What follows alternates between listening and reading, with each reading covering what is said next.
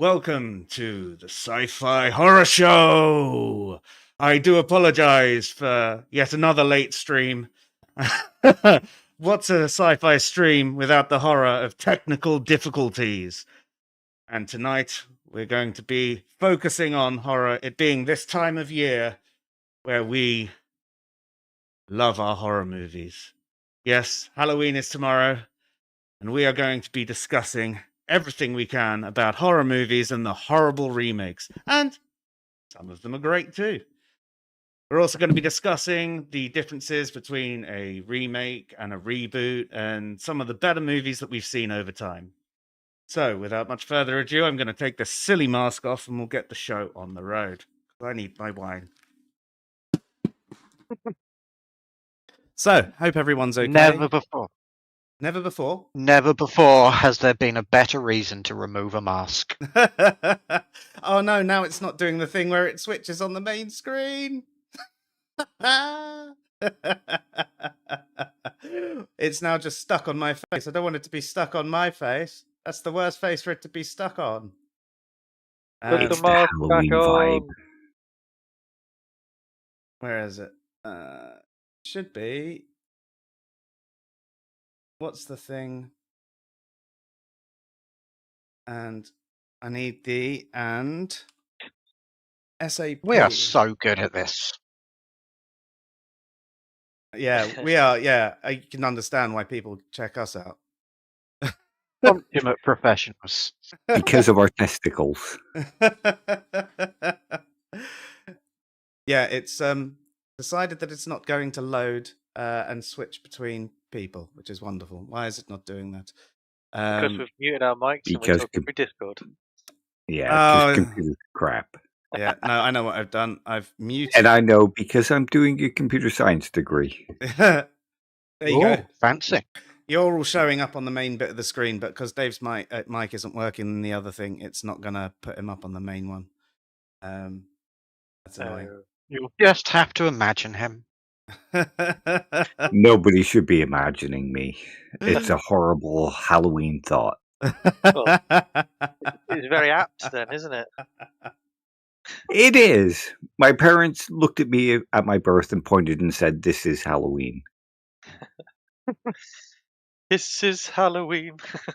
Right, we've done the best that we can. We need to sort out the mics before next week, obviously. I am sorry again. So sorry about the delay and everything. Can I do that? He's not really. There you go. I can highlight Dave manually and put him on the big screen when he's talking. Nobody wants that. Oh, we do. Who doesn't want to see a big Dave? There he is.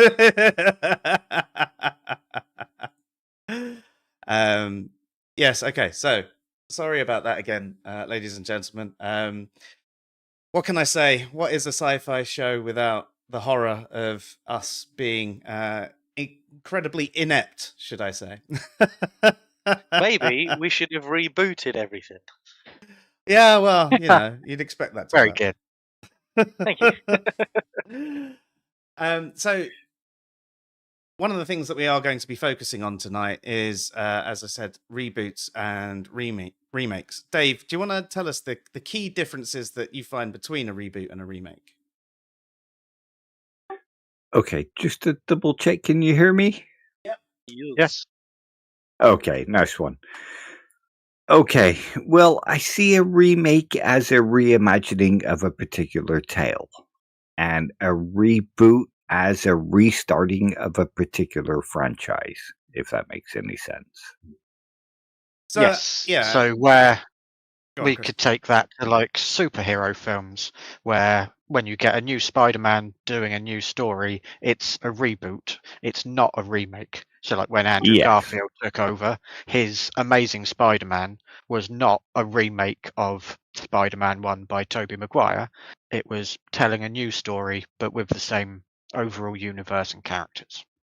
Yes, pretty much. And with that, would you say like the new Star Treks that all came out, they were like a reboot because they basically started it again? They were reboots because they were the same characters, but they were an attempt to get people to be interested in the franchise in the modern day, if that makes sense. It was still the same story, though, wasn't it? It was a continuation. Well, no, they Right. started No, the story no. again, and then they changed it as it went on. So Yes.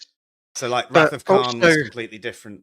You know, I They had believe what's a lens flare, where the original didn't have what's a lens flare. Yeah. there's another phrase that gets thrown around that I think is fairly new, or pretty recent anyway, and it's not a word I like. But there's also, so you've got your reboots and your remakes, but also your re-sequels. Re-sequels. Yes. What does Dave, that do mean? you know that one? I've not heard of that one. I don't. That sounds quite interesting. So a re-sequel, by my understanding, is a reboot that is also a sequel.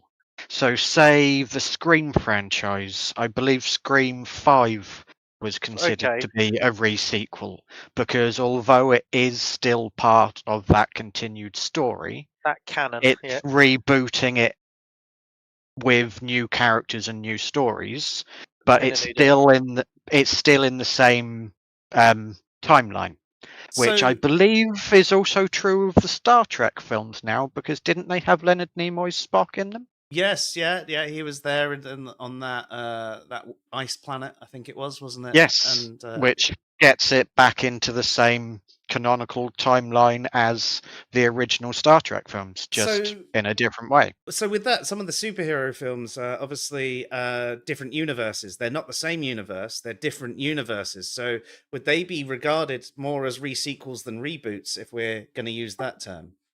If Now, we're gonna yes, go with but at the Marvel, time, no. Sorry, Dave. sorry, I was gonna say if we're gonna go with Marvel, if you think of the original, oh god, what's his name? The Samuel L. Jackson guy, Nick Fury. Nick Fury. If we go with something like Nick Fury, David Hasselhoff was Nick Fury in a previous Marvel film. Yes, but not the MCU. But not the MCU. Yeah, Yeah. that's it. So that's kind of a distinction I see between a reboot and a remake. It's not being told in the same universe, but being a different universe and a retelling of everything, if that makes any sense. It gets complicated if we start trying to frame it around Marvel, because Yeah. they've started doing a lot of the multiverse stuff. Yeah. So now They Tobey just look for Maguire and whoever Andrew will give- Garfield and Here's all an of that is interesting still one. part of it. But Here's an interesting one. Whoever Bond. gives them the money is whoever makes the universe. Yeah, here's an interesting one. James Bond. So, the original book never got made into a film until 2005. So when the Eon official, if you want to call it, James Bond started in '62, they made Doctor No, and they've kind of sequeled, even though it's not really a sequel, but it is kind of a sequel up until whenever, and then they did Casino Royale. Now, is this a remake? Because they did make Casino Royale back in the '60s, even though it wasn't official. Is this a reboot or a remake or both? I know it's not a re-sequel. reboot. I don't think it's Reboot. either. It's I'd not. go- It's neither. Yeah, if it was a reboot, it would be an attempt to tell the same story, but It's for exactly a the same different story. audience. It's not exactly the same story, though. It's But that's the not. thing. That's what makes it a comedy. reboot instead of a remake. Yeah, They're rebooting that story for a newer generation and for a newer audience. They're rebooting the James Bond universe as a whole to tell it to a newer audience with newer technology and newer storytelling devices. It's not a remake of the original because, as it's you not say, the it would same have to- story, which No, is it is. what I would Same consider story. to be. Well, ish. It's from the same No. book, same characters. Yeah, but not quite the same story. It's got the title, but not the story from the original book. or at least it's Uh, told in a different enough way Okay. that Yeah, Okay. Let's take it back to horror. I've not read the book. So with a horror, Yeah, fair enough. where would we say something like the Hellraiser films? Because there was that new Hellraiser after their 10th sequel, or 9th sequel, number 10. They brought out a brand new one where it was... They obviously had Pinhead, but we had the whole... Pinhead was completely different. I know that there was a different person playing Pinhead in 9 and 10, but it was completely different. It seemed like it was like It was a different take on the character, not Yeah. just another person playing exactly the same role. Exactly. So And also, just very briefly, quick shout out to the person who did play the recent Pinhead as an amazing trans actor, and she was incredible in it. Especially in Sense8. Don't know watched it. really, Sense8 is amazing. Yeah. Yeah. I loved the first series of that. The second one wasn't quite as good. It was a shame. We never did watch the final episode, but yeah, the first couple of seasons, brilliant. But yeah, Hellraiser, I would say, is probably a reboot, not a remake, because of how different it is to the original. That fits. Icarus has actually asked a question as well whilst we're here. Slightly off. Re-sequel, Doctor Who 2005. I'd say it probably isn't. It's just the new era of it. It's a continuation of, the previous Doctors. What would you think? I agree. They haven't tried to reboot anything from the past any more than Doctor Who has ever done, of just ignoring continuity when it does and doesn't want to.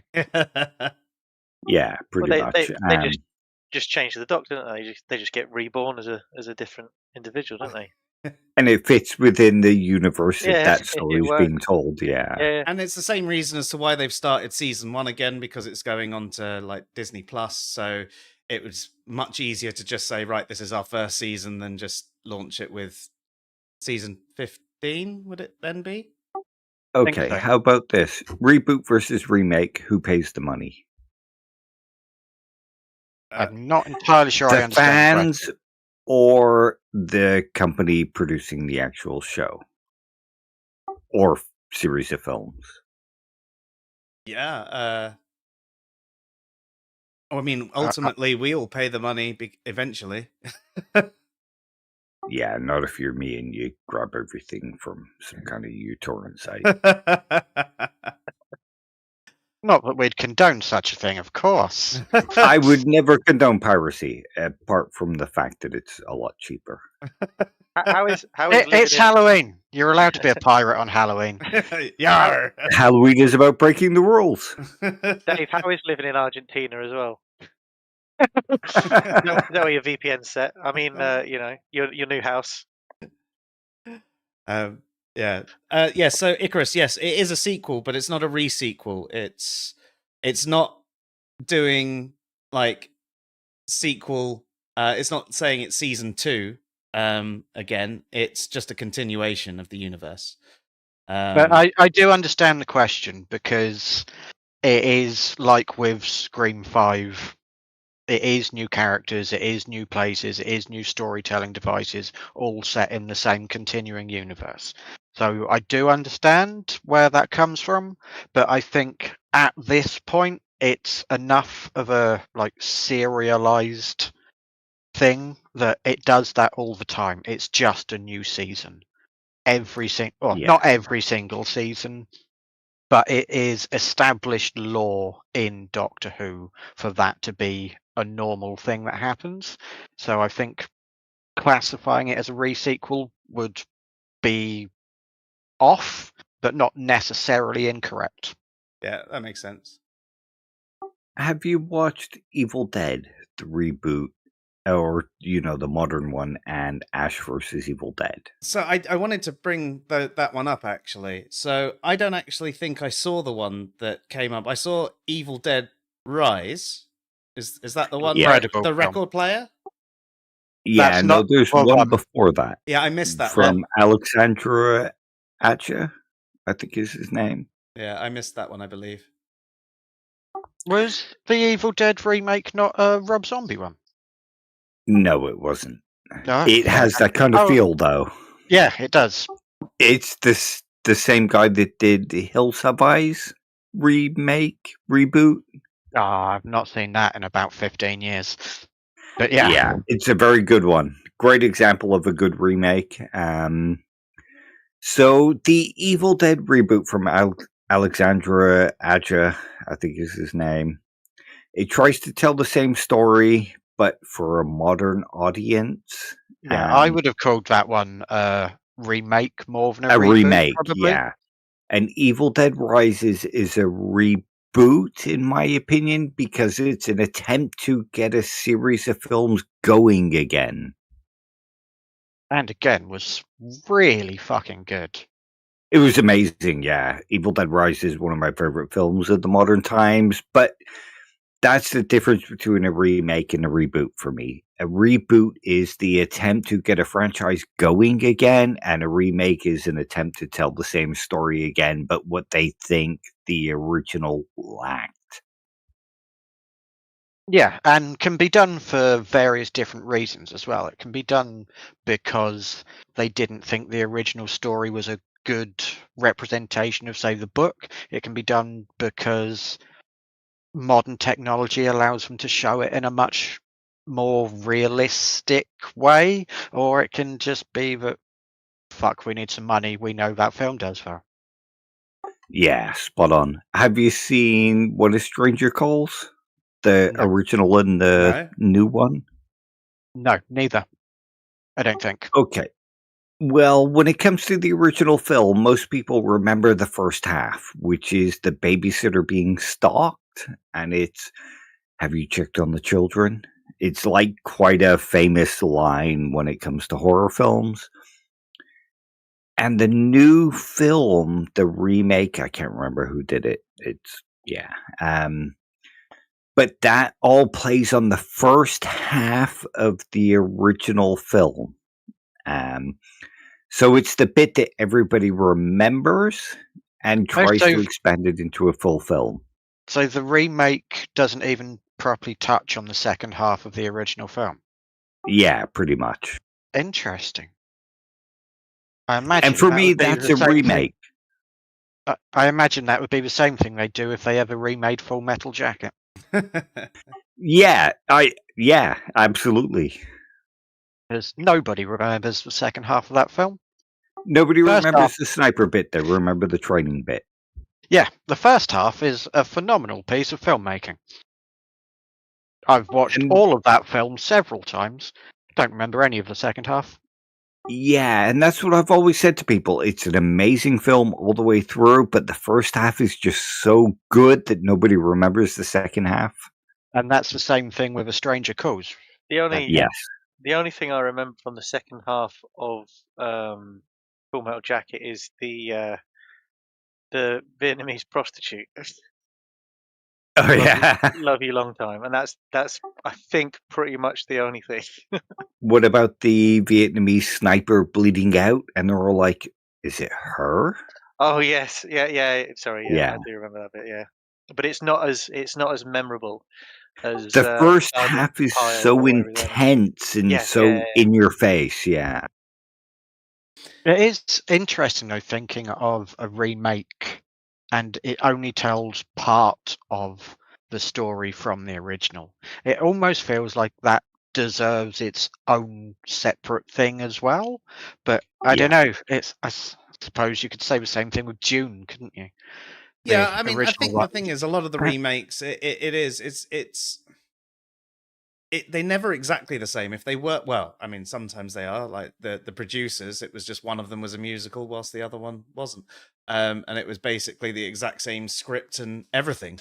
But a lot of remakes that you see, they don't stick to the exact same formula.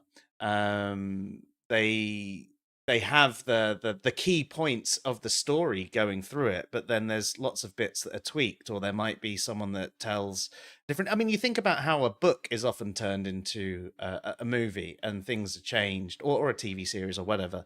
There are key components that are changed. So on that though, Interview with a Vampire, obviously that's been made into a TV series, and that seems to me like it was a it was a reboot because it started it again, and it was absolutely fantastic. But there's definitely some key things that are different from the original movie, and actually, like watching the TV series has made me want to read the book because I never actually read the original book. Great Everyone book. always rated it. Everyone has always rated it, but So I suppose there's another way we can look at this. Well, we're focusing on all of our rewords, is we can have reboots and remakes, but also reimaginings. Yes, I think that's a key distinction. so how So different does a reimagining, reimagining need to be? I would say a reimagining would be taking the same overall story, but changing it enough to highlight different things and tell it in a different way. I think Streamlining it. not necessarily streamlining, but putting focus on different things and changing certain key aspects so that it highlights other messages and things within it which weren't necessarily at the forefront before. Yeah. So And a that's reboot. kind of what one of Stranger Things does. Yeah, I was just say so. Like a reboot is basically pretty much starting that universe again.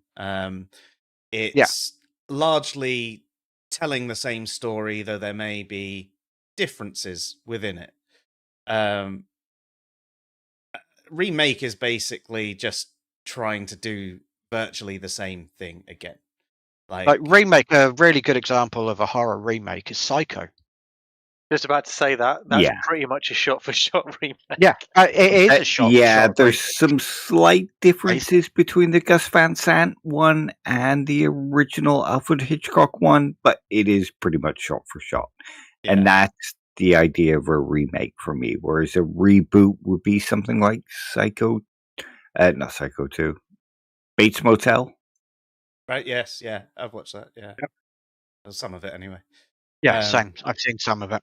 Yeah, and yeah, that's a good way to do it. Yeah. So that's like a complete reboot, and then as you were saying, Kristen, you've got that reimagining. You could argue that the ones where it's like an alternate universe, alternate timeline, they're more in the line of a reimagining because they're sort of that blend between rebooting and remaking. Yeah, potentially. Does this make sense? A reboot is updating Windows from Windows 10 to a Windows 11. A reimagining is a Linux skin of Windows. I like it. Yeah, does that make sense? Yeah. And a remake is when somebody builds Windows from the ground up, but without the problems. Yeah, pretty much. Tiny 7. Yes. Bloody hell, I've not heard that name in a long time. No, old school. I know what that means. It basically there's I think it was usually the same person, but basically they rebuilt Windows, taking out all the components that they could to get it still working, and taking out most of the components actually makes it work better. There are some things that obviously don't work because those components were needed for those things to work, and you can always install them. But it's basically the bare bones of the OS. Yep. It's what makes you think of the original. If there's a link to the original from the new version, then there's sort of a remake thing going on, if that makes sense.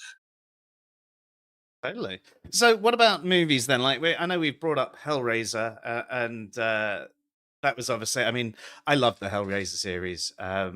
I think the only movie out of the series that I didn't like that much was like the third one. It was kind of like trying to be an action movie. I thought that was kind of fun. It was Yes. that for me. That was a reimagining. It was Pinhead as Freddy Krueger. Yeah. No, I get that, and it was interesting, but it was just because it wasn't sort of how Hellraiser is.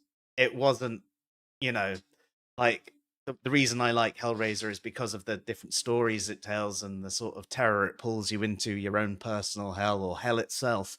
Whereas Have you ever that read was the hell on book earth. that? Have you ever read the book that the original was based on? No. The Telltale Heart. Yeah, Clive Barker novelette. It's very different. Hellbound Heart. That's it. Telltale Heart is yes, yeah, Hellbound Heart by Clive Barker. It's a good little novelette. Definitely, if you're a fan of the Hellraiser series, it's worth picking up.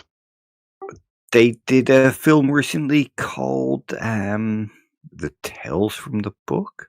It might actually even have been the Hellbound Heart. No, it was Tales from the Book, wasn't it? Something like that.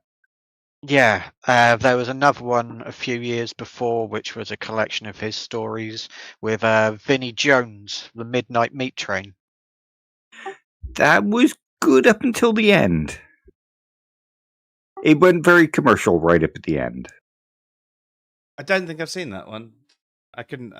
It was on a. Oh, you said train. Of course, it was on a train. It was alright. You're not missing a lot by not having seen it, but so Hey, Claire, I'm a nice big to see you. Clive. I'm a big Clive Barker fan. I have been for years. There's another horror film based on one of his books, and I can't remember for the life of me what the film was called, but it was based on a book called Cabal. It's for Night something. But we're talking like 80s, I think, and lots of weird costumes and shit. Sounds good. Love a weird costume. Hellraiser 3 had Terry Farrell in it. That's enough for me to know it's a good film. Yeah, I mean, as I was saying, like I liked like all of them, but I do think that the third one was lacking in the series. As you say, Dave, it could probably be regarded as a reimagining. It was kind of like Hellraiser does Freddy Krueger. But if we, the way I see it is Hellraiser 3 was a reboot of Hellraiser for an American audience. Yeah, okay, yeah. I turned it more into kind of like how Aliens was more of an action film as well than sort of the tense sort of horror of the yeah. It was an attempt to tell the same story for a different audience. Andy and I were discussing exactly that about Alien before we came on, but as it was a sci-fi and a sci-fi action film and not a reboot, we didn't really consider leaving it for the stream. Alien is a horror film. Reboot would be like something like Prometheus or something like that, wouldn't it? It's not even a reboot though. It's like a. I actually No, I liked prequel. Prometheus and yeah, I'm quitting the stream now. Bye. Yeah, and Alien Covenant, but yes, they were prequels. So I liked Alien Covenant. I didn't like the new one so much. So. I haven't watched Romulus yet. No, I haven't watched Romulus yet. I do want to see it. Though. It was okay, but yeah. Yeah, I can imagine it's a bit watered down again. They seem to cycle that way, don't they? Through the peaks and troughs of their quality. Andy and I were talking before the stream, saying about how the original Alien and the original Terminator are both horror films, even though they're not generally considered as such. Yeah, I'd straight up say pursuit horror, survival horror. Yeah, I agree. And then the sequel goes action. Yeah, but it's still an action sci-fi horror in that sense, though. Like, I'd say it's action, then sci-fi, then horror. It's horror because it's got monsters in it. It's got aliens doing grotesque things that can horrify and scare you. There is still the tenseness of being on, that planet, and oh my god, are they going to get us? But and I think that's more a horror film than it is an action film. The very first Alien, I don't think is an action film at all. No, it's not. It's not. It's horror, sci-fi. Yeah. Oh, sorry, I thought that's what you were talking about. No, I was saying the second one is. Oh, okay, yeah. The second one is it's a straight up action film. Second one's action first, shooter, then sci-fi horror. It's great. Yeah, I'm sorry to disturb everybody, but the second one was shite. I enjoyed it. I thought it was good, but it's not. I really love the first one. Oddly, I actually love the third one Like absolutely, I did. Well, It was a clever kind of take on it with the whole real-time thing going on. yeah. Well, that's what I thought. I thought it was just that little bit. Oh, we've lost Kristen. I thought that it was just that bit different. It was kind of like trying to do a nods to the first one. Definitely. But again, it was. I suppose you could call that one almost a reimagining of the first. Welcome back. Hello. Hello. Hello, Kristen. What happened there? Sorry, my internet just went really weird. I don't know what's happening. Oh. I blame VOD Ninja. Same reason I had a problem. Am I actually back now? Yes, you are. You are. Weirdly, No, you're all the just a text reboot. on my screen is backwards. Oh. See, you're a reboot. I am. I'd much rather go for the reimagining, personally. But That fits too. I want to come back with tits, goddammit. It's not fair. Who do I talk to?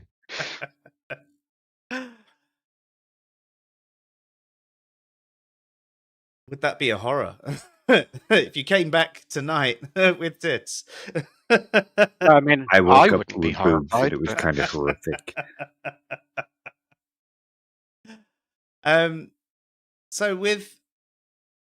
So we can see that sort of with, I can't even remember which one was. Oh yes, so we were on Hellraiser, and I don't know, we jumped over to Aliens, and then we had the sort of the reboot.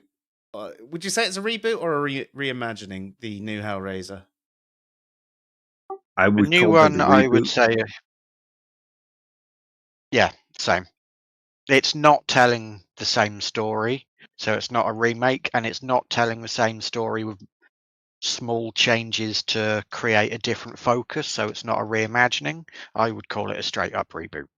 That's Yeah, fair. same.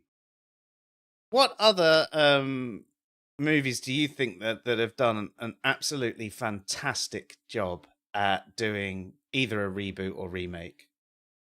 Fly. Flight, yeah. Now that is a good one, actually. Great one. Yeah, I mean, it probably helps the that the original was one so was old. the original one Black was and white. Was it 50s? Yeah. Was it 50s Vincent or Price, earlier than yeah. that? So yeah, it helps that Certainly one around was there. so dated that, you know, when it was made, even the minor technology upgrades in comparison to today, it was so much better. But it was an absolutely awesome movie. It was. We say that, but if you difference between when the original was made and when the remake was made, and then look at the time difference between, say, the original Resident Evil and the Resident Evil remake, it's probably pretty fucking similar. Yeah. It's about 30 years, isn't it? Difference. Yeah. Yeah, is that technology time though? Yeah. It's probably down a lot to that, to the quality of the technology was massively different between the 50s to, was it the 90s that the Fly 80s, came out? I think it was. No, 80s. Was it? Fair. Yeah, at the latest it would It's have like been the 82 80s. or something, isn't it? Oh wow. The Fly. Yeah, I think it was like 82, 83. Apparently there's a really good XXX Hellraiser parody. Oh no, it's actually 86. I've just googled it. Oh, bloody hell. It's a lot later than I I remember thought. being in school, but that was about it. I remember being 2. It's one of the films which I managed to fuck myself up on as a young child. It was that and the original Resident Evil, because we got new neighbours move in next door, and they were trying to be really friendly, and they had a whole wall of VHS tapes, and I must have been like 7, and they said I could borrow whatever I want. So I got 2 Disney films and swapped the cassettes out for The Fly and Resident Evil and took those home and watched them. And that was a really bad idea. Then, like in Resident Evil, the pencil through the Achilles tendon, I still have a thing about Achilles tendons today. That fucked me up. And the scene in The Fly where he breaks the guy's arm and the bone goes through Yeah. the That arm. was brutal, yeah. That Yeah. was- There's a scene similar to, Yeah, it well, was 6 it's or in, 7 when I watched them. I'm sure Resident Evil didn't come out till a lot later. Like 2000. Not Resident Evil, Evil Dead, sorry. That was The entirely my original bad. Evil Dead when I'm he sure I was an stabs with the adult when pencil. Resident Evil Yeah. came out, but yeah. Yeah, teens. I think I was in college when Resident Evil came out, but it might have been a bit later than that. Yeah, sorry, my bad. Evil Dead, not Resident Evil. Yeah, that was about 82, 83. Oh, yeah, Icarus has a good one. It. Now that was an absolutely fantastic movie, I thought. Like, I thought that they did a really good job there. The First newer one. one. Yeah. Okay, so here's one. Does it have to be an either-or situation? Is it either a remake or a reboot, or could it be a remake and a reboot? It's kind of, yeah, Isn't that it's sort kind of like a bit of a a reimagining then? reimagination, yeah. Yeah, Yeah. Yeah. I was Is gonna a say that was reimagining a reboot and a remake? not necessarily, But could but be. if it comes under both, I would say it probably would be in a Yeah. reimagining.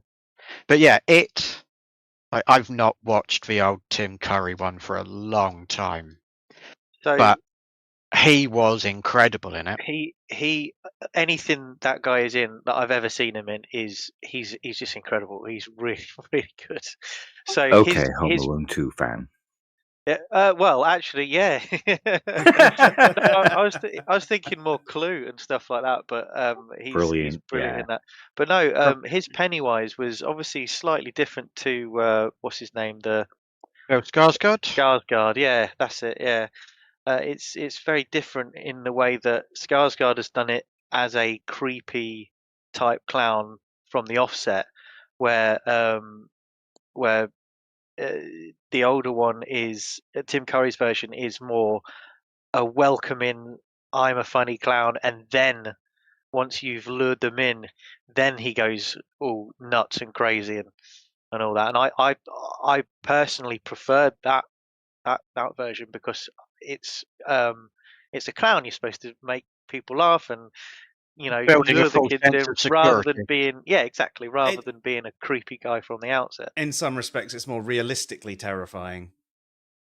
Because you Yeah. can imagine that sort of situation happening, especially to kids, them being pulled into a welcoming situation, and then, the worst could happen. Absolutely, but the quality of the overall film compared to Tim Curry's version is chalk and cheese. Like the child actors in the new one are a lot better than the old And I mean, 1990 the old TV one. movie. Yeah, I was going to say the old one wasn't even like a theatrical release movie. It was a TV miniseries. It's TV So miniseries, yeah. it could potentially have had more if it had a proper film release budget, but it's just not what they were going for. And obviously, the modern technology and releasing it as a AAA Hollywood blockbuster is going to give it a lot more to work with. But I'm with you, Andy. I think the full sense of security, the building of the tension over time, is something that the new one was kind of lacking. And Chapter 2 was not very good. I agree. I mean, I Thank remember you. Chapter 2 for the original one. So the second part, I think, was it a 2-part TV movie? Yeah. I think it was something like that, like an hour and a bit for each part, and just the ending seemed to lose it a little bit, where it turns into spoiler alert, where he turns into this massive spider, and I just thought it was a bit weird. It didn't kind of. It seemed like if you chopped off the end and just had a different it would probably made it better.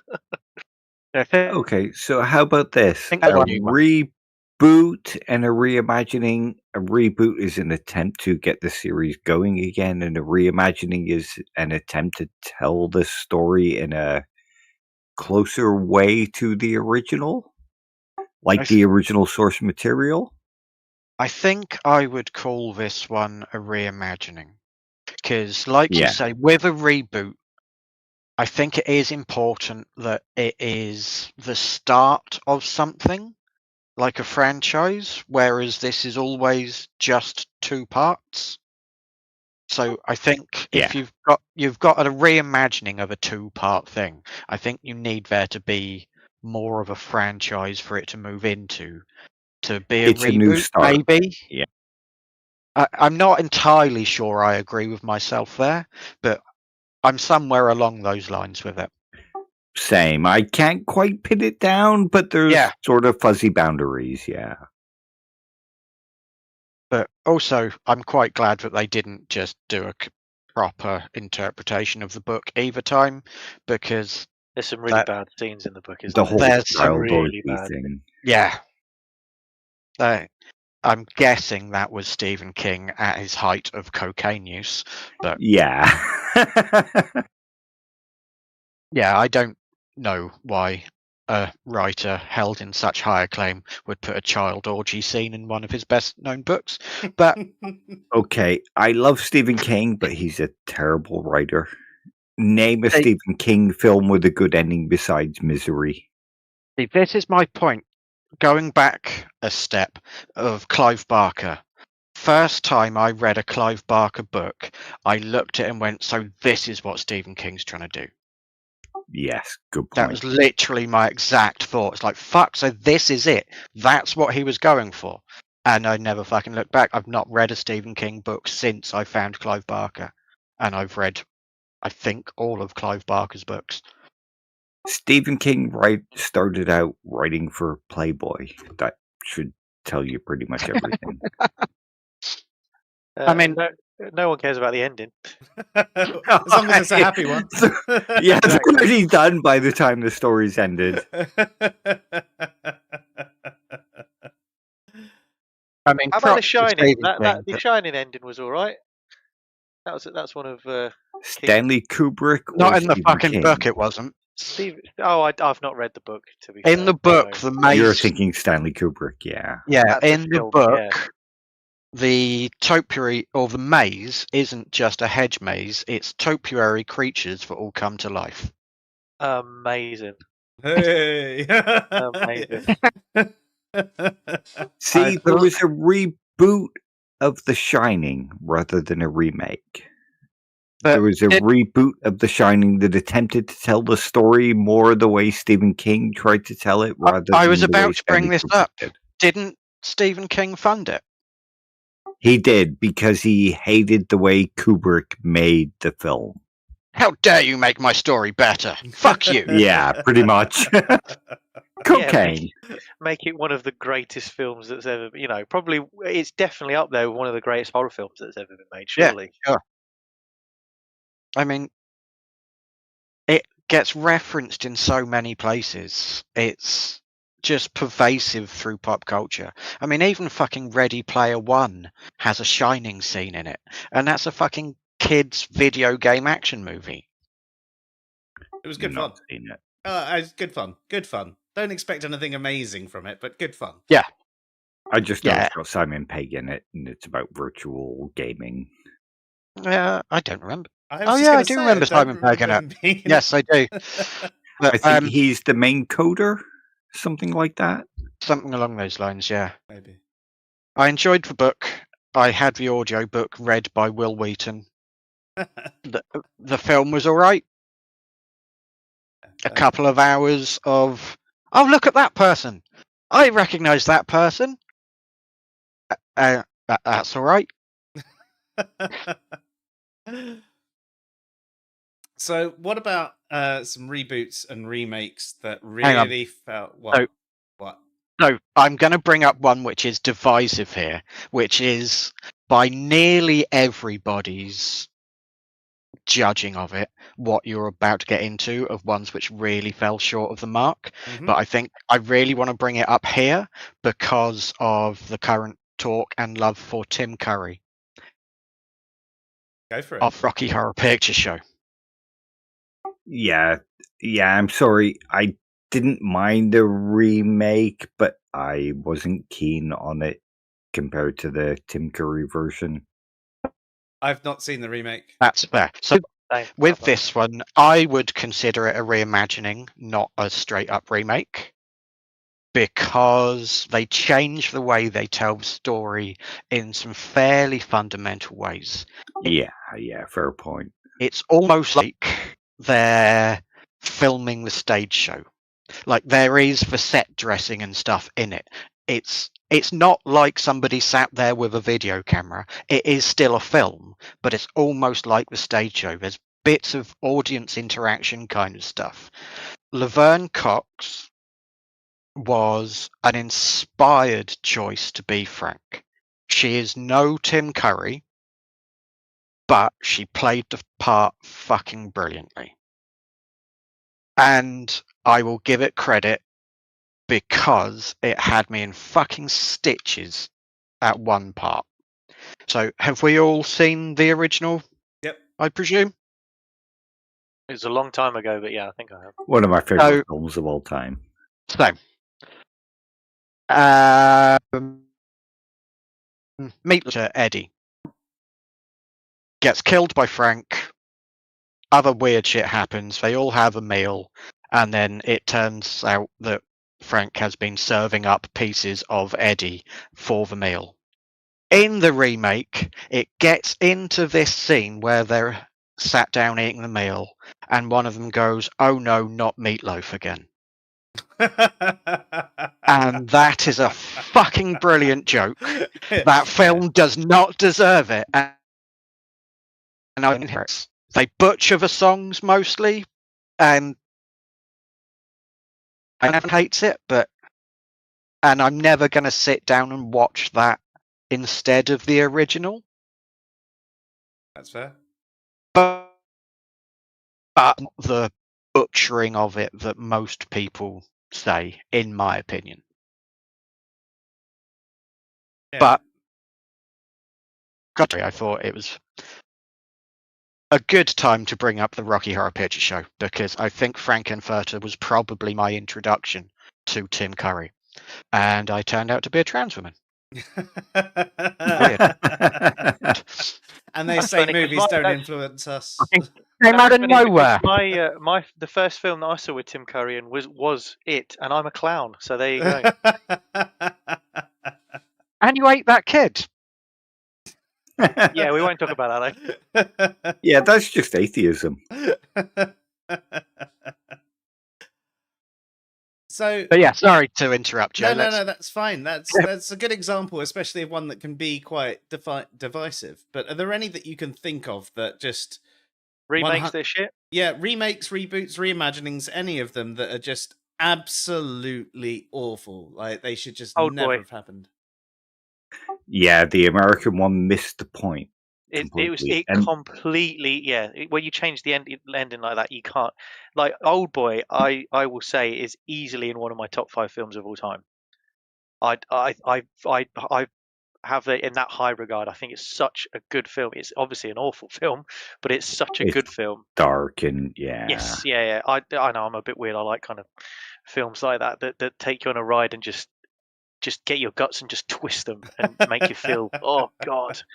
I enjoy that ride, but that is that Old Boy does it better than anything else that I can think of. But obviously the American remake, and they changed the ending, and it just misses the mark, and it's just another story. Really, it just doesn't do anything. Americans try to make every ending happy. Yeah, it doesn't have to be happy. No. It doesn't. And most times in life, it's not. Yeah. Especially if something like that is happening to you. I was actually going to bring up similar ones tonight as well, like the Ring and the Eye and all of that. The American... Grudge as well. Grudge was originally Japanese, was it? And there was it The Grudge? Yeah. Yeah, there was the Battle Royale one as well. That was Japanese, yeah. Yeah. Wait, what was the American reboot of Battle Royale? I'm sure there was an American one of it. I mean, there's different. I mean, Battle Royale is one of those films that, a story that I mean, has been told essentially, loads of different times, like Hunger Games.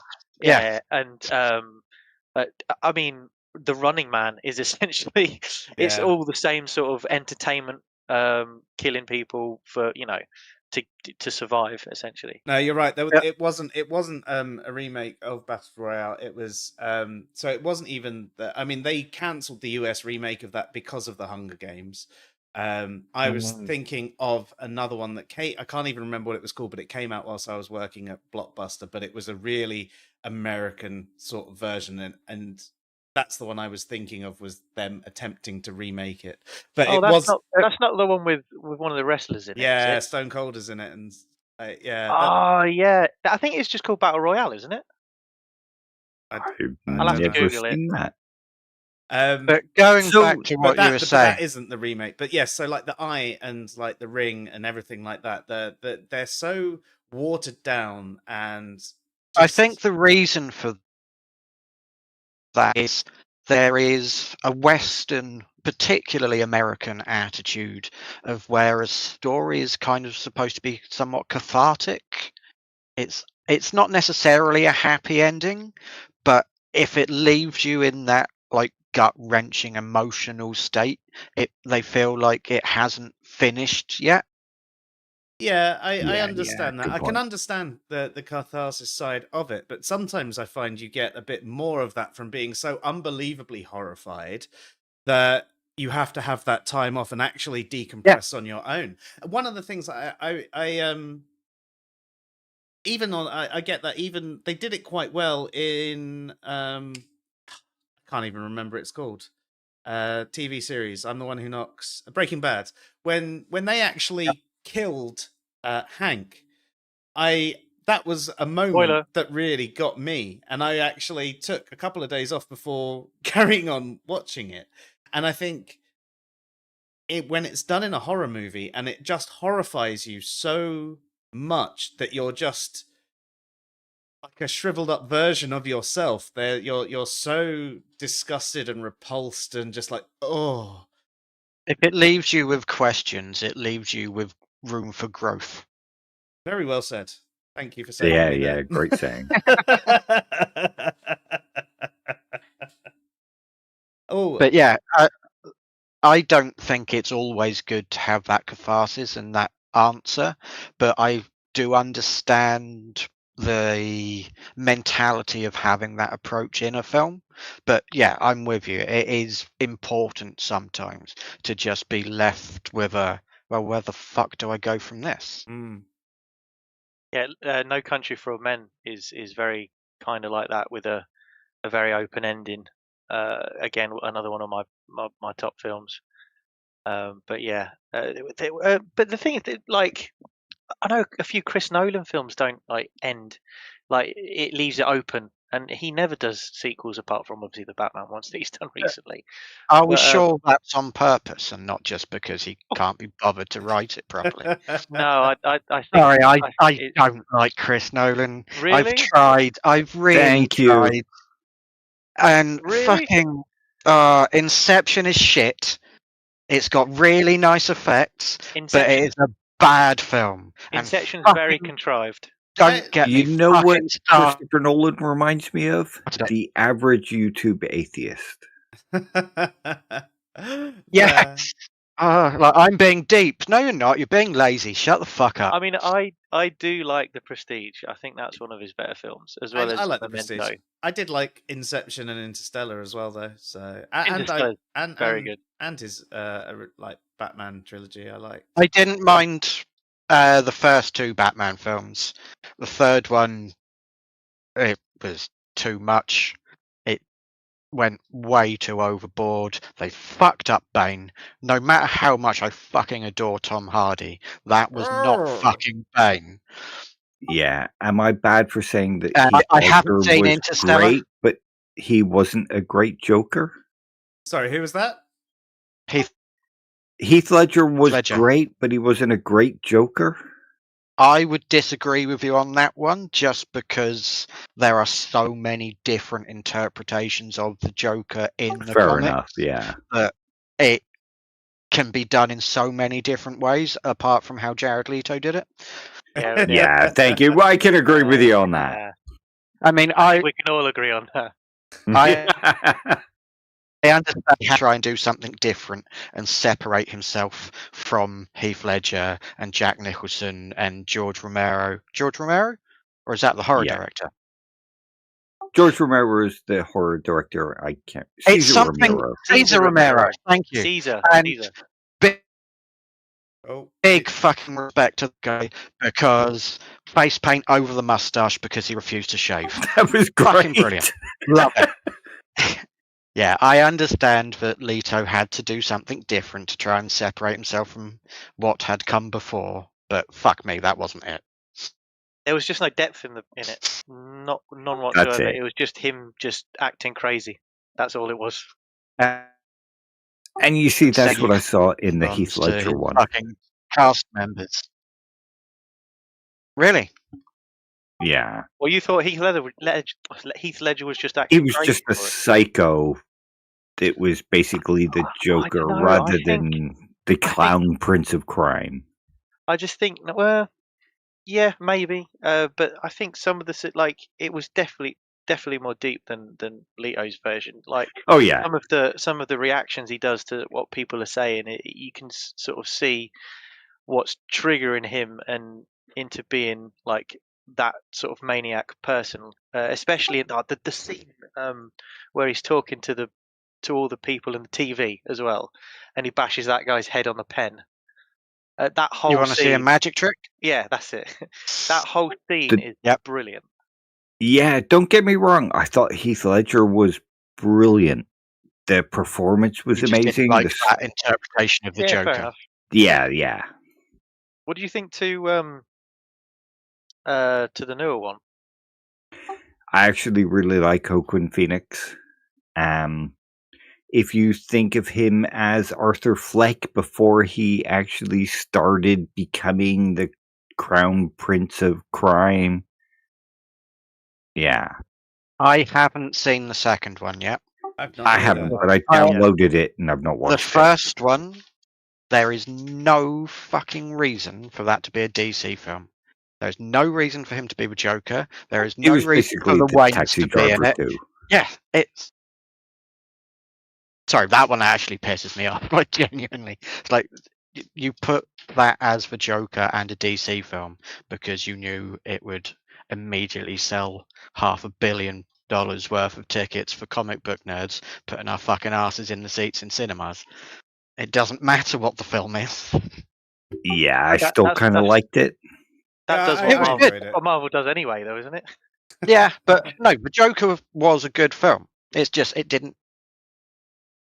It's not the Joker of DC Joker Comics. Yeah, a reimagining. Get us slightly more back on track instead of shouting at Christopher Nolan. Fuck Christopher Nolan. He's overrated. He's the Aaron Raw of filmmakers. I think over time his films have got more and more contrived, haven't they? I mean, I watched the Tenet and I thought, well, it was like really, really contrived. That one was. I will say, Tenet made me appreciate the Twilight and Batman guy much more. Robert Pattinson. Yeah, he's all right. Yeah, he's actually pretty decent. I've seen him as the new Batman as well, and I thought one of my favorite Batman films. He was good. I thought he was really good. I will say for Tenet that it made me appreciate sitting quietly in a dark room on my own with no technology more. So, obviously, there's probably a big issue with a lot of the films that come over from Asia and get westernized, because it's a different attitude to storytelling. Yeah, and they can be incredibly dark, and just so twisted with it, and they sometimes there's just no catharsis. But what about more? What about films that have either gone sort of the other way, or films that have been remade sort of in the same country, but have also fallen incredibly flat on their face? Are there any of those that you can think of? There is one absolutely perfect example of this: The Wicker Man. Yes, that was awful. Not the same country, though. Not the same country, but still Western. It was Western. Yes. Yeah. It went from British to American, but I think we're close enough at that point to plus it. And dear God, what the fuck did they do? I mean, the original, it was a masterpiece for its time. It hasn't necessarily aged brilliantly because of... It's not that I think anything in it is bad. I think the way that it's shot and the pacing of it doesn't work as well today And as the it did overly theatrical acting of everything. then. Yeah. And it's not at all that I think that was bad. I think, like I said, it's a masterpiece for when it was made. It's just that doesn't necessarily translate to what works for audiences now. But Yeah. what they tried to do to fix it broke it. It ruined it. It didn't translate it. It didn't reimagine it or retell it for a modern time. It just fucked it. Yeah, see, and this is one of the things I want to say about remakes. When it comes to remakes, I find a lot of the time it's actors who think, you know what, I could tell this story so much better, and it turns out that they just didn't actually understand the original to begin with. Yes. And I mean, I fucking love Nicolas Cage. Yeah. I would go to bat to call him one of the best fucking actors. Not on Not because he's necessarily good. like proper. No, it's not. And he's not Entertaining. so. Yeah, he So does what he does. Fucking. You can go and watch Face Off and think of anybody better for that fucking role. It's not possible. And like the original Ghost Rider, not a good film. Fun film, and him as Johnny Blaze was a fucking inspired choice. But All right. Two arguments Jesus for Christ. Nicolas Cage is a brilliant actor: Wild at Heart and Willy's Wonderland. I enjoyed Willy's Wonderland is fucking amazing. Name another actor that could do a whole film without saying a single word and come out the most amazing actor in that film. Brilliant. Yeah. He's kind of like the crazy I uncle am that genuinely- you wish you had. I'm genuinely shocked that they even bothered carrying on with the Five Nights at Freddy's film after Willy's Same. Wonderland came out. There's like, what was the point? They did it, and they did it better than Yeah. you can possibly do it. Yeah. Him in The Unbearable Weight of Massive Talent. Yes. Like I say, I will go to bat for this guy. I love him. And But what was Jesus. Dream Scenario? Oh, that one was fucking weird. That was weird. It was amazing, though. Yeah, it was. And yeah, so he's got like horror chops as well. And he's going to be in the TV series as Spider-Man Noir after voicing him in Yeah, I'm Spider-Verse. kind of looking forward to that. Yeah. But as much as I'll go to bat for this guy, in that film was like, I mean, we've all seen the meme of the bees, and the fucking bear costume, and it's just,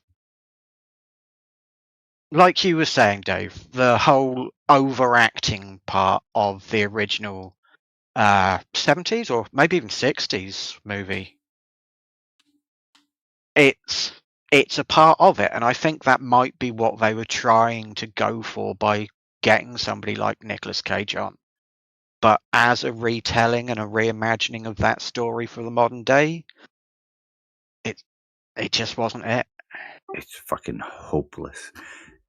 I'm kind of biased because Wicker Man is one of my favorite horror films of all time. That valid. represents horror to me. That's fair. Yeah. But I think a lot of older horrors suffer from the same thing that I was saying about of trying to watch them now with the way they were paced and filmed then. It doesn't necessarily translate. If you've got the love Yeah. for it from original, or if you can watch it with that kind of separation and understanding, it's fine. Same with like American Werewolf. Yeah. But it's also Yeah. the audiences as well. They're not as used to Yeah, horror exactly. films like that. So obviously nowadays we're desensitized to a lot of different sort of things. So we have to obviously try to find new ways to. I mean, if it's shock and scare, then you obviously. I mean, shock is more like all these Saw film not remakes, sequels that you get. But different ways to try and scare you, like genuinely scare you. Rather than like back then when like Psycho was released, it was all that suggestion and don't show that much sort of stuff like gore stuff, but it's all to do with the imagination. And It that pushed the boundaries of what was allowed before. exactly, yeah. And obviously the boundaries have been pushed now. Where do we go from here? Yeah. And unfortunately, it turned out into fucking gore porn. It turned out into Hostel, cannibal stuff. Yeah. Saw, And I spit on all your of it grave. was just yeah. To be fair, I think even the original Hellraiser, going back to that one again, sorry to bring it up again, but like I really loved all the Hellraisers, but I struggle watching the first one now, even though it was absolutely fantastic. Because of I love it the mostly filming because style. he's hot. Sorry, I didn't get what either of you said then.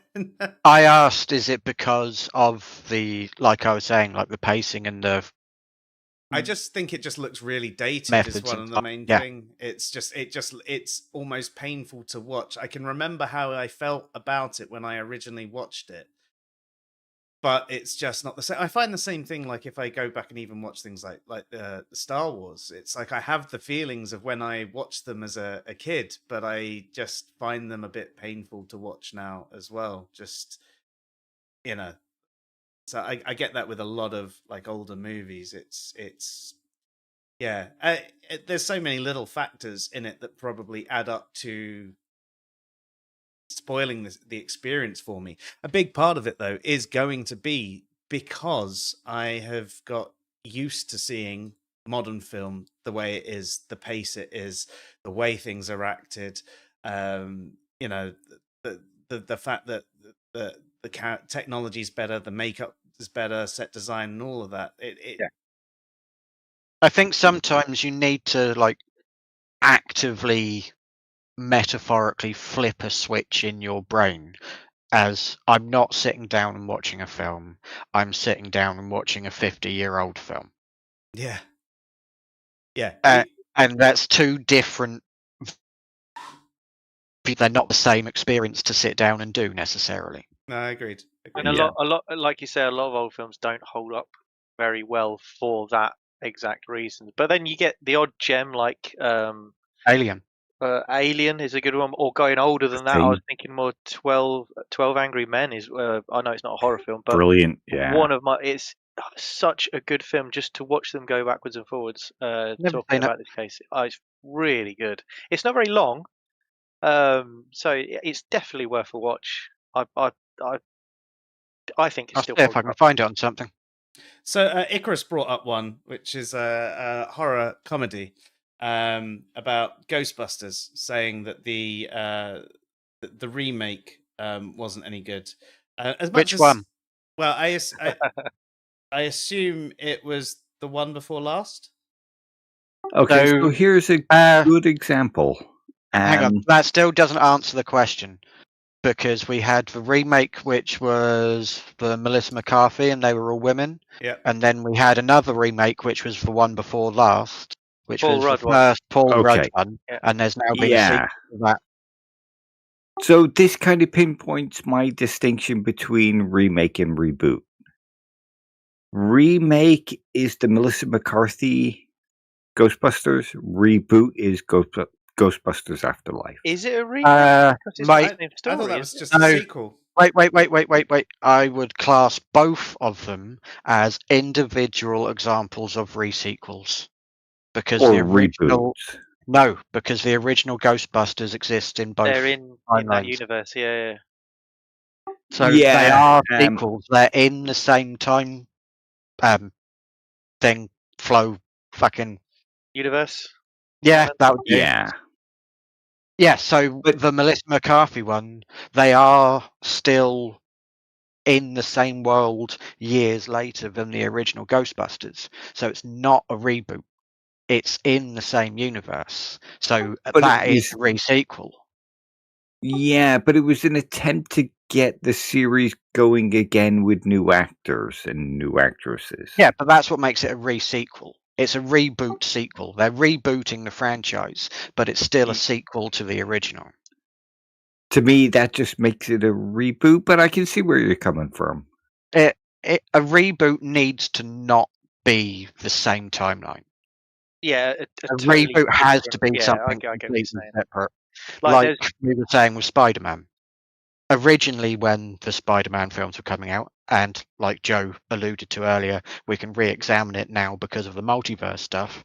But Andrew Garfield being Spider-Man was a reboot to the Tobey Maguire Spider-Man, as Tom Holland was to both of those two, because it's a completely different universe telling the same characters' stories or the same universal overarching stories, but with different individual stories in different ways. They could now be Okay. considered resequels because of the multiverse bullshit, but with Ghostbusters, because they are on the same timeline, they are trying to reboot it, yes, but it is also technically a direct sequel. Those characters are referenced, and in the new ones, the Paul Rudd ones, they are even some of them in it. They're So they actual can't be. direct sequels, yeah. Yeah. So it's the same with Jurassic World as well. I would Yeah. say they were resequels. yeah, that yeah, I'd decision. agree with that. And also, And there's this talk is- of the Goonies Oh no! having Don't Yeah. ruin it! Don't ruin it! I know this is that was one of my child films that I absolutely loved to Me death. too. And I still love watching it now. The way that the kids just all talk and shout over each other like actual children do. I just think it's magic, you know. And I really fear this re-sequel or sequel or whatever's coming, that it's going to just, I don't think it's just going to live up to it. And I just want them to leave it alone. Yeah, As much as I'd love it to happen, I just don't think it's going to be great. I'm with you. So here's something about reboots and remakes and stuff. I think a remake is when a director or film writer or whatever you want to, whoever it is in charge of the project, it sees this spark of brilliance in an original film but thinks, I can do that a bit better. yeah, I can tell this for a modern audience and I can do it. And I think a lot of the problems with a lot of reboots and the reason why people hate them is that the director or screenwriter or whatever has that feeling, I can do this so much better, but basically they've just done far too much cocaine. But also, there is definitely that aspect to it, but I think also as an audience we need to be a little bit self-aware and recognize that a lot of these things are going to fall flat because of our nostalgia for the originals as well. 100%. Yeah, It's not always the completely case. agree. And I mean, this is one that we've spoken about fairly in depth in the past, Dave. I've still not actually watched it, and I don't know how much we'd consider it to be horror, but The Crow. Yes. Wow, they've remade that, haven't they, recently? Yeah, very See, recently. that to me is a reboot, not a remake. Okay. Yes, yeah, reboot completely. And or potentially even a reimagining. Yeah, Because, fair like point. we were discussing before, when we were seeing the hatred coming out for it, it's nobody can be better than Brendan Fraser. Brendan Fraser, Brendan Lee. That would be an interesting. I agree. reimagining. I'll watch that. I That would would absolutely definitely- watch that. Yeah, Brandon Watch Lee. the shit out of that. Yeah, nobody can be better than Brandon Lee. And then the trailer came out, and it's like they're not even telling the same story. The bad guys are different, and the world's different. That's Skarsgård Like again. up isn't to you, It is, Dave. yeah, he's Yeah. brilliant. He's brilliant. Like, of course, they're telling a different story though, because when the original came out, the Detroit were the gangs and the heroin dealers. Yeah. Nowadays, the bad guys aren't. It's the corporations and the fucking police. Of course, Yeah. they're going to be telling a different story because it's in a different time. The threats to that kind of alternate crowd aren't the same as they were in it was made, and I don't think it's fair to judge it negatively on that. I still haven't watched it, Yeah. but Yeah, I do it's want to great. watch it. I loved it. It was good, was it, Dave? Yeah, it's The Crow is one of my favorite films. same. Everybody loves Brandon Lee, but if I'm Not as much honest, as he Brandon was a Fraser. shit actor. Hey, If you've seen Rapid Fire or Showdown in Little Tokyo, he's a terrible actor.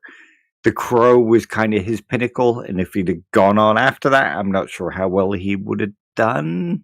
But The Crow is kind of amazing, and I think and we you also kind of- don't know how much credit we give The Crow knowing that he died filming it. There's a mythos Yeah, you see, around I it think that that's a elevates big it. part. Yeah, I think that's a big part of what makes it. If you think about how people think about artists, they died for their art. Yeah. And Brandon Lee died for his art. And I think that plays a big part. And the whole new special effects thing that was introduced with The Crow, the digital kind of insertion of scenes and that kind of thing, Blood going ramped back it up into that his little hand bit. and- yeah, but so I raised this saying I don't know how much we'd consider it horror, but I think that's an interesting thing to think about because I mean, essentially, it's a superhero movie. Yeah, but a dark superhero, perhaps It an is, anti-hero. yeah. Also, it is kind of horror adjacent, at least, because you've got that like dark, brooding atmosphere. You've got the supernatural. You're rooting for the supernatural guy as opposed to the people that the supernatural guy's killing. It's I mean, you could almost say the same as Blade because Yeah. that's kind of like a darker. I mean, Blade, you can even more. It's got fucking vampires in it, Well, there you go. and the vampires are the bad guys. So, but yeah, I don't think I would count The Crow as a horror film, but I would say it's certainly horror adjacent in enough Yeah. of its stuff to qualify for the discussion. I think there's a lot of things in horror, or as you say, horror adjacent things that. One of the things about it is there's often some sort of supernatural or big bad that goes on with it. There's typical horror creatures, but they're not necessarily all the same. But quite often the undead is a big part of horror.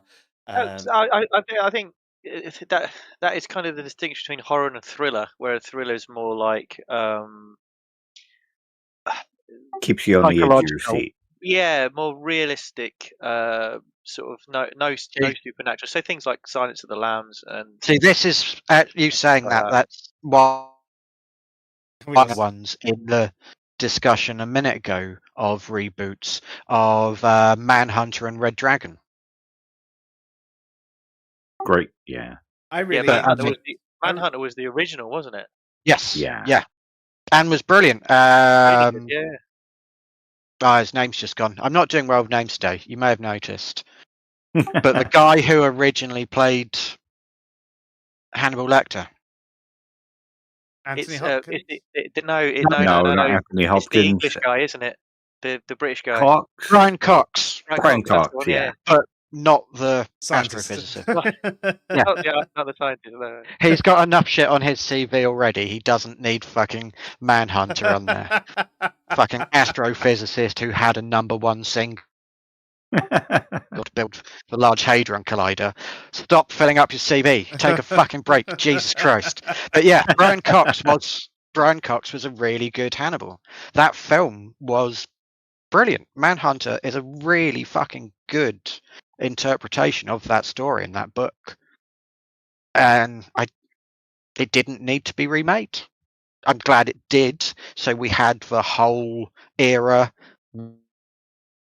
with Hopkins as Hannibal, but it didn't need it. That film was No. fine. It probably better than the remake, to be honest. Yeah, see, Brian Cox, for me, he was so understated that it wasn't. See, Anthony Hopkins was forwardly attempting to be scary, whereas Brian Cox was that underlying thing. He was just a very A little bit well-read more guy. subtle. A little bit more Yeah. subtle. Yeah. I don't think Brian Cox would have worked in the same way as Anthony Hopkins did when we start getting into the later books like Silence of the Lambs and Hannibal. I think that needed the Anthony Hopkins of it. But for that original, that he was perfect for it. It was a What about the well-made film. TV series, though? I was going to mention that as well. Maz was I amazing. was so against the TV series because I hadn't seen Manhunter at this point. I only watched it a few years ago, and it was no. Anthony Hopkins is my Hannibal. That he is that role, like fucking Hugh Jackman and Wolverine. Yeah. Picturing somebody else doing it feels wrong. And I watched the first episode and I fell in love with Mads Mikkelsen. Yeah. He was great. He's a fantastic actor. Yeah, He really good. I mean, I do have a bit of a crush on him, which probably helped.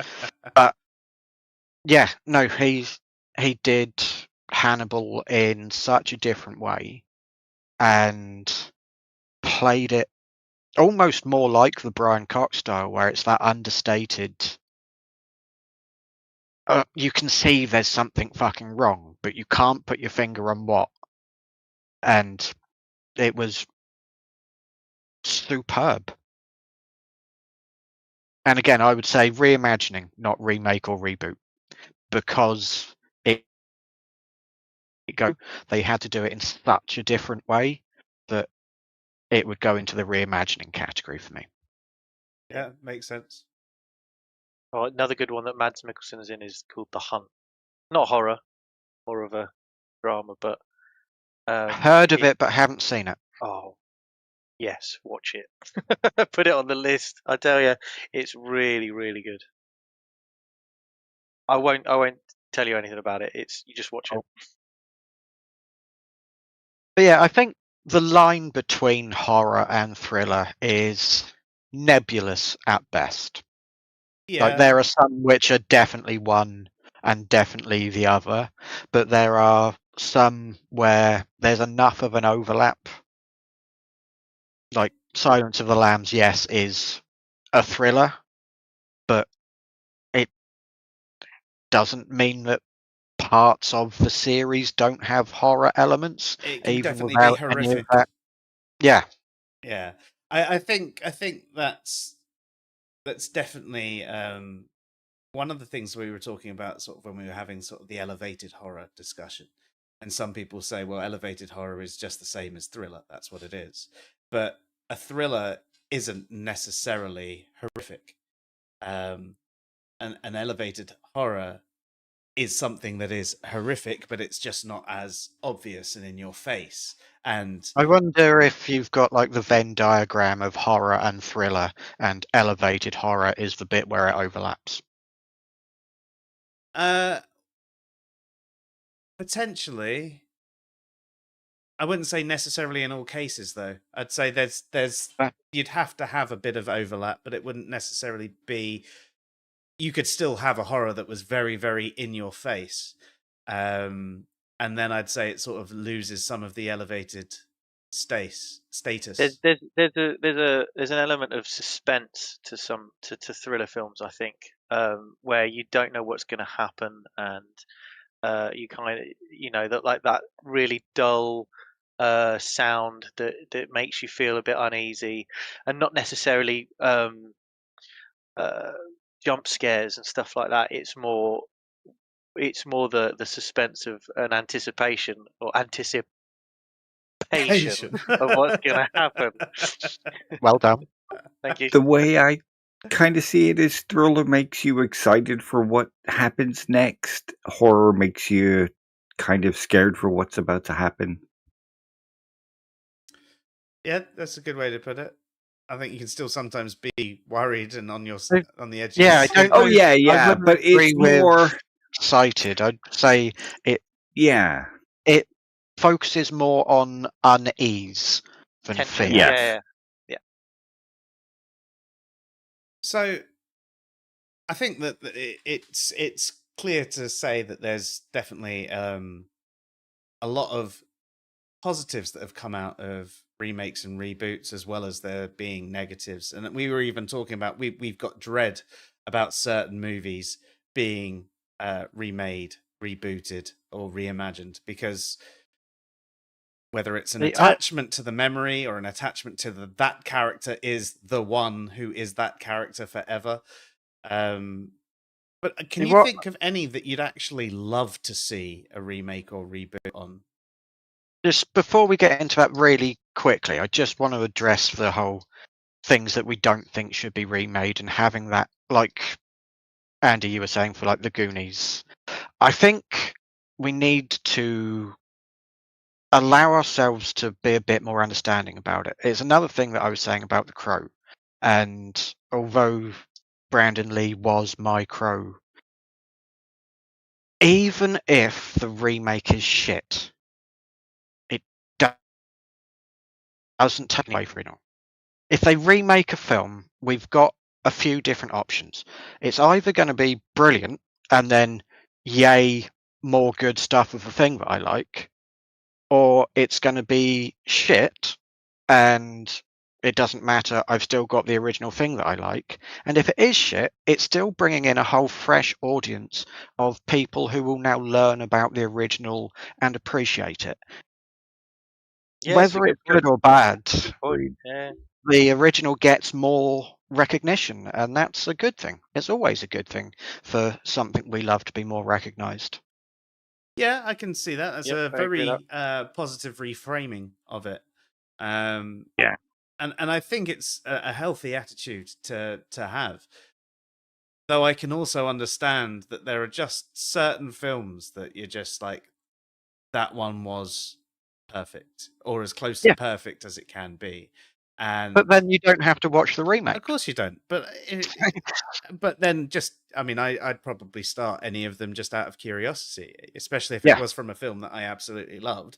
Let's see what they've done with it. And do you know what? I'm going to go in with low expectations and hopefully be pleasantly surprised that actually that wasn't that bad. You know? Yeah. I mean, it's games where you can't play the old one anymore because they've updated it. Like fucking World of Warcraft, I think they did that too. And it's like, video games, I get you don't want a remake because they can just stop you having access to the one you like. But with a film, fuck it, do it.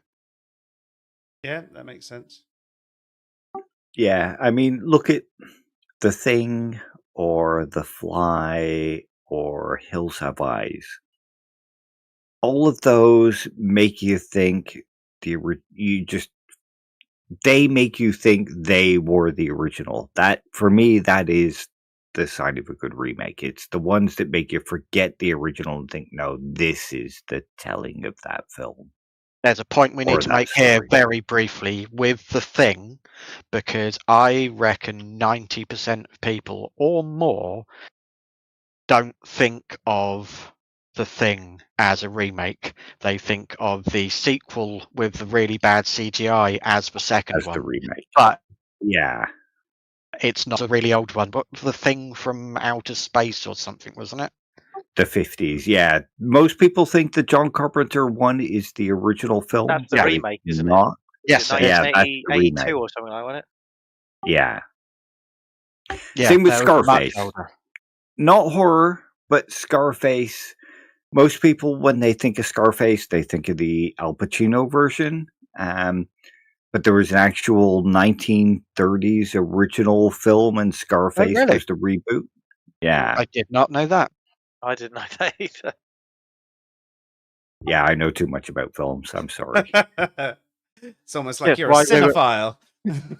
Never. Why we- How dare Why you? we were shitting ourselves when you couldn't get your microphone to work. But us three, we need Dave. Yeah, it'd But been Nobody needs me. No, it would have been a really, really short stream because I'd have gone Hellraiser. I can't think of any others. Good night. Yeah, that one was good. See you later. Do you know who Barry Norman is? No. Yeah, he used to do. Film 90, Film 91. And Yeah. that's who I always aspired to be. And then I became an OU student. I don't know him, so I can't really comment on that. Sorry. He used No. to do film reviews, didn't he? On Yeah. TV, and he also used to present that blooper film TV Oh show God, as yeah, well. I can't remember what it was Do you called. remember? Like Britain's Greatest Bloopers or something. Yeah, something like that. Yeah. God, yeah, that's going back. But he to was quite like a few years. pinnacle film reviewer. Yep. The only blooper one I can remember was "It'll Be Alright on the Night." That's the one. That's it. It'll be Yeah. alright. Oh, was that him?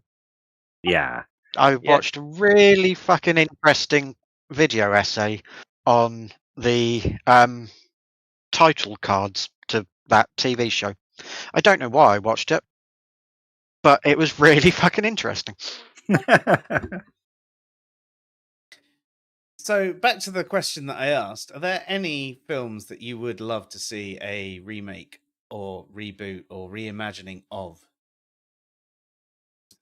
preferably in the horror category? I mean, considering what I just said, basically fucking all of them.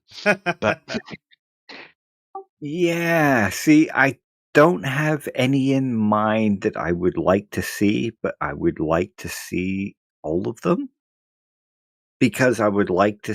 For me, horror is a reflection of everything that's bad about our current environment. So any horror story could be retold.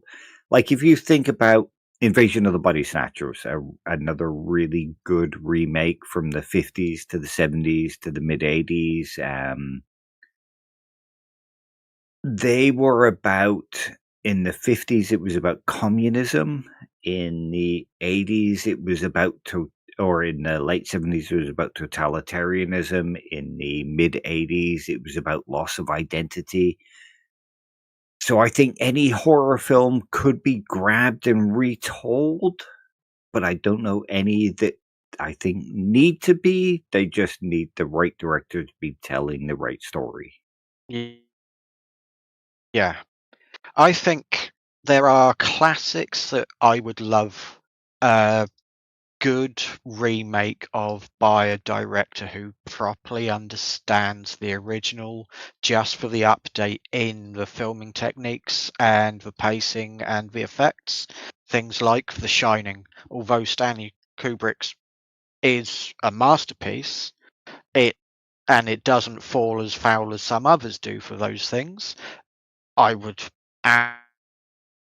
absolutely modern remake of it Yeah. with those tweaks. Same with The Omen. The If we- Omen has terrible pacing for trying to watch it nowadays, and I mean, I know we've just had the first Omen. I've not watched it. I have not heard good things. It was But bad. just a remake or reimagining of the original, where you've just got those tweaks to bring it into an easy to watch film in the modern day. Again, American Werewolf. You could even keep the transformation scene, just rip it straight out. But the rest of it, I mean, God, if you haven't watched that film in a long time, I bet you don't remember the weird Nazi zombies at the beginning who were just do. wearing. The costumes were so bad. Like, that film had a budget, and you can see where every fucking penny of it went. And it was that one transformation. It was John Landis. I mean, nobody expected Else John looks- Landis to do a horror film. That's fair. But yeah, you could keep that original transformation scene. Like, literally just cut it out and put it in the new one. But just those little tweaks for the rest of it, I'd love to see it. I think a lot of people would, to be fair. But Yeah, see, I'm kind of bad. yeah, that's American Werewolf is one of my favorite films of all time. That's fair. It did for horror amazing things, like genuinely groundbreaking stuff. But it's a hard watch now. I mean, it is the guy that made the Blues Brothers. Mm-hmm. But yeah, it's all of these old classics, I think, deserve to have their original forms kept for prosperity. But like I say, trying to get new audience is to appreciate them and bring them into that kind of fold, and it's not easy to get people to sit down and watch that kind of thing nowadays. Like, my eldest just about managed, but there's no way I'd be able to get my middle kid to sit down and watch half of these films. It's just not going to happen. The pacing and the filming of it, it's just he'll never do it. And I would love for him to have a version that he can sit down and watch and appreciate. And That makes a lot of And sense. understand. Yeah. I see modern horror films as Grimm's fairy tales. They're classic tales with themes that capture the horrors of the time, told in a way that make it understandable to the people of that time. yeah, for sure. It's a great way of explaining it. Were there any other things that you wanted to, any other films or any other topics around, this horrors and their remakes and reboots you wanted to cover tonight? Yeah, stop denigrating horror remakes as soon as they're mentioned because you're just being biased. Yeah, yeah, that's true. I think, as Kristen said, remakes in general, they're an opportunity to see a new version of something that you love, and maybe it will be better, maybe it won't be. It doesn't really matter either way. It's just Yeah. bringing it to a wider audience and bringing more Yeah. people into the stuff that we love. And unless you're a gatekeeping prick, that's a good thing. Yeah, spot on. I think Yeah, like Kristen says, it's gatekeeping. that you Yeah, get and you get that a lot in music. That's not real punk. Yeah. Not just that- like, all right, well, Yeah. don't buy the fucking album then. Oh, this is Off it. you Yeah, fuck. exactly. See you later. I think we're due a remake of Frankenstein. Isn't there one coming? Oh no, we Nosferatu. actually had we had a remake of Frankenstein 2 years ago with Susie Izzard. Really? I've not seen that. I've got thought it that was downloaded. Jekyll but- and Hyde. Oh, yes, it was. Sorry, my Oh. bad. Names. God damn it. Yeah, that was Jekyll and Hyde. No, I think the last I'll one just was go. 30 odd years ago. I think, wasn't it? Wasn't there one in the early 90s of Frankenstein? With this, the last remake I remember was Frankenstein's Bride with Sting in it. Oh, okay. Was called I Frankenstein at some point? I don't know what that film actually was. Yeah, 2014 there was a film called I Frankenstein. Yeah, but it was more Action. yeah. I don't know how to. It wasn't Frankenstein, but it was sort of Frankenstein. It was in the era of. It was in the era of. And that's basically all you need to hear to understand what that film probably was. Yeah. Yeah. Frankenstein's Army was about the same time as well, if I remember right. Cool. Well, if there's nothing else, then I think we can probably wrap up this stream. Been quite a fun conversation, though, and there's definitely some movies that you've reminded me I need to still watch. One of which being the new Crow. It's good. Yeah. And There some are of definitely them, a few that I need to watch again. yeah. Well, 'cause I was I just going to haven't seen say them some for a of them while. going back to Honestly, watch some classics. I think I need to see Rocky Horror again because I've not seen it for so long. Such a I long watch time. it at least once a year. Yeah. I've been to see it live twice. I've been to see the film on a big inflatable outdoor cinema screen. That's amazing. I fucking love the film. Yeah. Also, before we do wrap up as well, we talk about old horror films and reboots and remakes. It's also worth mentioning that there are some genuinely good and interesting new horror films out there being made now. Oh, Like definitely. the Substance we I watched was last just, night. yeah. And Amazing film.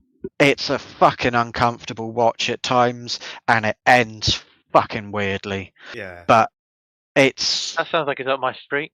Oh, if you, we were talking about it in the on the WhatsApp a couple of weeks ago. It's brilliant, absolutely brilliant. It I starts could off and do you a think this is 3-hour softcore stream on the porn. philosophy. I Yeah. actually really, I was one of the things I was going to mention is I'd like to cover off some more of the movies coming up that have been released recently and things like that, like The Substance, because there's some real strong components about identity and things like that in there, and Identity, the way females are treated, the way they sort see of. themselves. Yeah, the line they have to walk between public persona and actual private persona. It was a genius film. Yeah. was. And like other films going back a little while longer, things like Vivarium. I've not seen that Very one. strange, very boring, but very interesting film. That's a really good way of describing it. It's doing interesting things and really weird watch. And even films like Glorious, I think it was called. Yeah, The one in the men's toilet? Yep, with J.K. Simmons. I haven't seen that one, so I'll have to add that to the watch list. I've not seen that. I've Amazing. not It's even on heard of that one. Shudder. It's a Shudder original, so get your expectations of the budget in check. But Shudder make amazing films. they do make some really amazing films, but they did go for a while of really not. Yeah. I think there are a lot of to add to that, a lot of foreign films do some foreign cinema do some good horror films. And one that always springs to mind is a film called Martyrs. I don't know if any The of you. French one. I'm sure. Mhm. Yeah, I knew David seen it. Yes, yeah, it's the French one, and it's it is just horrific. It is a little Yeah. it is a little bit gore porn, a little bit, but the ending is just so okay, is that your guts? I'll just take them, thank you very much. It's kind of brutal. And Oh, it's they so did an brutal. American remake. They And didn't, it's have they? They did, and it's the difference between the Korean old boy and the Oh, American mate, old oh boy. no. Yeah. That The is a American shame. Martyrs has a happy ending. Get out, really? Really? How can that have a yeah, yeah, okay, whatever. Yeah. Don't watch it. It's bad. I We're don't miserable think I will. fuckers. Give us our misery. We're British. The whole Have you seen our weather? the whole point of the story is I'm not even going to say it. If you want to watch it, I'm not going to say anything to spoil anything. But it's so savage at the end, so savage. It's nihilism in a film. Sounds good. Okay, so one question before we finish. Name some horror remakes that you would actually suggest to people. Or reboots, even. I mean, Hellraiser, Yeah. top of the list, easy. One we haven't mentioned, but I quite enjoyed as well, would be Candyman. I've not Brilliant. seen that. I've not seen the remake even. I haven't seen the That's good. remake either. I Yeah. think it's Blumhouse, but I could be Yeah, wrong. it is. And I mean, if you're looking at horror films and you see the word Blumhouse on there, you're pretty much in for a good time. There's Dracula, Dracula Legend or something like that. I can't remember. But it was Untold. Dracula Untold. Untold. Yeah, I that was fucking brilliant. loved it. That was like, I mean, honestly, again, horror, action film more than horror film. fair, but it But, was brilliant. I think that was actually probably my favorite Dracula. Is that Luke Evans? I don't know. I'm terrible with names at the best I of times. think so. Yeah. But Yeah, I'd recommend yeah, that. I really enjoyed that as well. You've already mentioned Hellraiser. Yeah. I would recommend it as well. Like, I really enjoyed that. I don't know if we'd regard some of the Predator films to be like remakes, reimaginings, but like Predators was really cool. Like, Prey. sorry? Prey. Yeah, Prey, brilliant. I mean, I that could go in the prequel category, but it's definitely Yes. a reimagining. Same with like Predators, where they take them to the Predator homeworld, or one of the Yep. not the homeworld, their hunting world. That's definitely one that I would recommend as well. But not the one where they're hunting the kid because autism is a superpower. Predators, that was, I think. Yeah, that Or was that was just The Predator? There was Predators and The Predator. One of them was really good. Predators was the one on the homeworld. The Predators was the one on Earth with the autism kid. Yeah, and I mean, as an autistic person, I like seeing autistic representation. I quite like thinking of it as being a bit of a superpower, but fuck me, was that heavy-handed. Jesus It was. Christ. And a much maligned one, if we're going to include things like Predator. I fucking love AVP. Yeah, I like the Aliens versus Predator. I mean, The second one was shit. No, the second one was pretty awful. They were trying to milk it then, and it But, was. I was mean, the really first looking one, forward to it. With the way it was that fun. the first one ended as well, I was really looking forward to how they were going to continue that. And it was such a disappointing continuation. Yeah. It had Lance Henriksen in it. He makes everything great. What about you, Dave? Are there any that we haven't mentioned that you would? Bloody hell, there's so many. The Fly, The Thing, Hills Have Eyes. I think When a Stranger Calls is pretty good. You mentioned Hellraiser. Psycho was okay. I don't mind Gus Van Sant. If you want to watch a good Gus Van Sant film, watch. What was the thing? Good Will Hunting? I mean, I really like Good Will Hunting. Not really a horror, but Same guy. If you want to watch a better Gus Van Sant film, I think that's the better. I thought that was Matt Damon and Ben Affleck that did that. It was, yeah.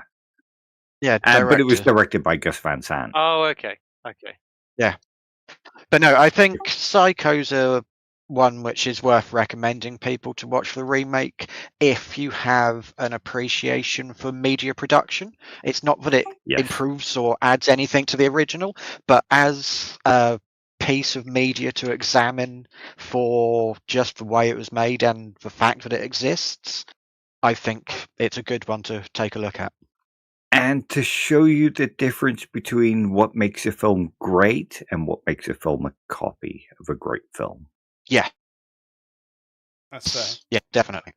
There's some really good recommendations. So hopefully you all got that. I don't know if this is a remake, but Cape Fear, Isn't that a remake? Yes, it is. From the 50s with Robert Mitchum, and I That's can't it, remember yeah. who it was, and who was the 80s one? Robert De Niro. And I think Robert De Mitchum Niro, was Robert De Niro and Robert Mitchum. In the original, Robert Mitchum was the bad guy. I'm trying to remember. It was like the 80s this came out. But it was kind of a flipping. Robert Mitchum was the bad guy in the original, and then Robert Mitchum was the lawyer, good guy in the remake, and Robert De Niro was the bad guy. But De Niro was proper scary in that one. Yeah. And I think I haven't Juliette seen the Lewis. original. I've only seen the remake, but the remake was good. It was. And Juliette Lewis. Awesome. All right. Well, I guess that sort of wraps things up for tonight. Thank you all for coming. I do apologize to everyone again for the technical issues. We'll try and sort them out for next week. And if My it fault. means that we have to just switch back fully to Discord for a bit whilst this thing that we've used for a few weeks and it's been perfectly fine, but has decided not to be this week, doesn't resolve itself, then yeah, we'll go back to the old way and hopefully hopefully Just fucked up when I'm on. Well, now that I'm actually doing a computer science degree, maybe I can write something like this in Svelte and Tailwind. That'd be really good. Yeah, no, that's not going to happen. No. I'm sorry. But it'd be really good if you did. What a project. I'd be rich. What a project to do something like that. But okay. So far. Ooh, sorry. Yeah. Horror film remake, another one. Addams Family. Interesting. Yes. Yeah. It's not quite horror, but the Tim Burton remake was pretty damn good. Yeah. And defined It's again Wednesday horror Addams. adjacent. Yeah. It's got those horror And when you think of themes. Wednesday Addams, you think of Christina Ricci rather than the Absolutely. original actress. Christina No. Ricci's Wednesday Addams is probably my favourite character in anything ever. I mean, as good as be Jenna fair, Ortega is, Christina Ricci. Jenna Ortega is who I think of when I think of Wednesday now. Agreed. She was amazing, but Christina Ricci was just It's so the deadpan. original, the sarcastic, the really harsh, lines that she has. Is it made of real girl guides? That's Yeah. that's the one. And when she says, "I'll play the victim," Yeah, if you want all your life. All your life. Also, did you watch Buffy? Yes. Do you remember? Oh God, unfortunately. Do you remember the blonde film? vampire girl? Yes. Harmony. It was Harmony. That's it.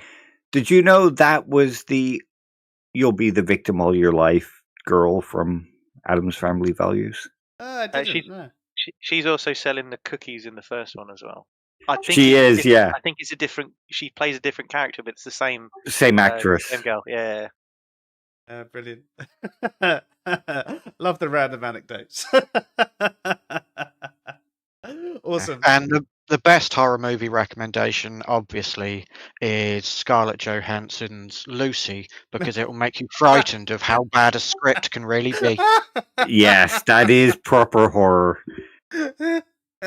But you just don't understand that she's using 100% of her brain. Yeah. Oh, of course. Yeah, that's right. It turns into a fucking thumb drive. Yeah. I wish the writers used 100% of their brain. Hey, That's if the they'd have irony in used the whole even story. 10%, they'd have done a better movie. Right, on that note, thank you. You've been watching the Sci-Fi Show. We've been doing a horror stream. I'm Joe. I'm Dave. I'm Kristen. And I'm Andy. Have yourselves a good night all. Good night, all.